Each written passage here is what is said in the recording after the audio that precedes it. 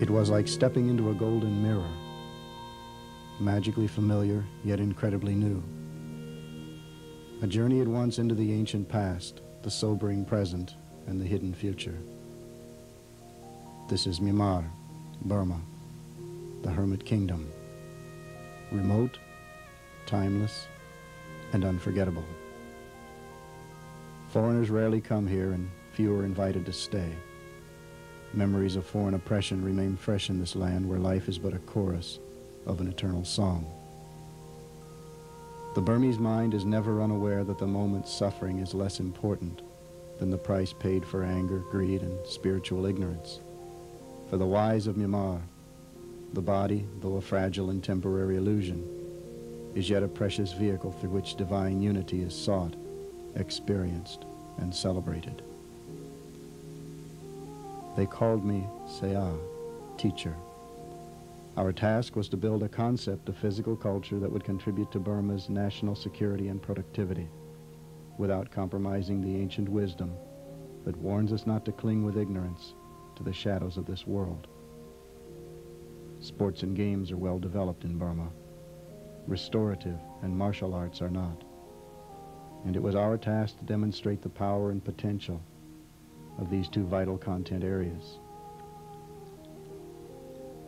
25 men, 6 women, sports organizers selected from throughout the country. The youngest 25, the oldest 48. Myanmar is ethnically diverse, but we all understood from the beginning that only teamwork and unity would get us through this training. We were to transform our school and ourselves, and we had 7 weeks to do it. The government and the nation would be watching. Our school was an abandoned facility on the outskirts of Rangoon, uninhabited for over a decade. It was called the 9 Mile School because of its location from the heart of the city. Course number 1 had spent its entire 7 weeks cleaning the site, but there was much more to be done. So course number 2 attacked 12 to 16 hours a day for the first 7 days. No grumbling, no complaints, no doubt that what we were doing was important for ourselves and for Myanmar. We were building a school, but we were also cleansing our spirits.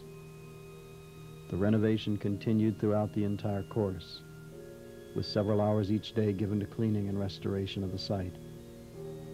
But in the beginning we learned to sharpen our eyes and steady our hands, because there was no time for mistakes. The British left behind their ill-fitting Western furniture, and I explained how the people of my nation can no longer squat, kneel, or even sit comfortably cross-legged, and how they suffer from postural deformities, back pain, and a general loss of grace and poise that goes unnoticed as it threatens the security of the United States. We joked about a British guy named Crapper who invented the Western toilet, and how in spite of the fact that we know it's inefficient and unhealthy, Americans seem doomed to grunt and groan their way through life. Burmese isolation has not completely protected it from the decay of physical culture that now threatens the West. But they have retained much of their ability to move gracefully. Their legs are beautifully formed, and they can still squat, kneel, and sit without effort. We decided to leave a desk and a chair in each student's room. But for our classroom work, we would sit for several hours each day in traditional Burmese style on the floor. But first, we had to clean it. We used chisel blades to scrape away the years of neglect, and gradually uncovered incredibly beautiful Burmese wood that we cleaned and polished until it shined like glass. Day after day, from early morning far into the night, we moved forward inch by inch. Our hands grew stronger, and we grew more confident that we could and would succeed. Beauty and order began to appear all around us, and our school was becoming a temple. Like all nations, Myanmar struggles to find peace and national harmony. As we labored to build a school, civil unrest threatened the nation, and there were daily reports of uncertainty throughout the country. This only intensified our efforts. Putting aside personal concerns, we became daily more determined to demonstrate in our own lives how possible it is to transform our environment and ourselves. This, we decided, would be the cleanest and most beautiful school in all of Rangoon. Each improvement fueled our desire to make the school even more beautiful, and we often worked into the night, unconcerned that morning would bring hours of intensive academic and physical training. Saw Andrew was our company commander. There are many saints in Burma, Buddhist, Christian, and Muslim. Saw Andrew is a devout Christian in a spiritual land floating on a material ocean. There was no reason to speak. We quietly went about our chores in the early morning darkness. There was much to be done before daylight.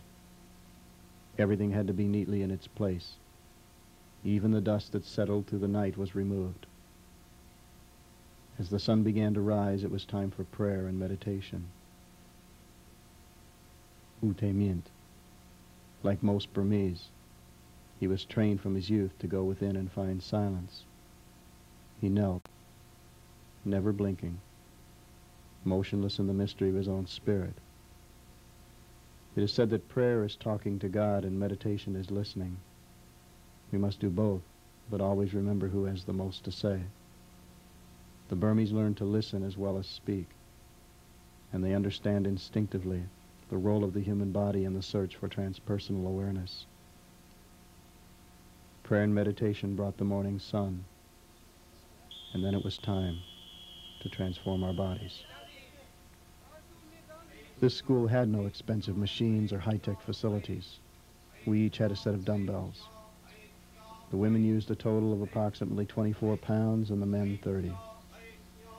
We marched to the dining room, where the tables were moved aside and a circle was formed.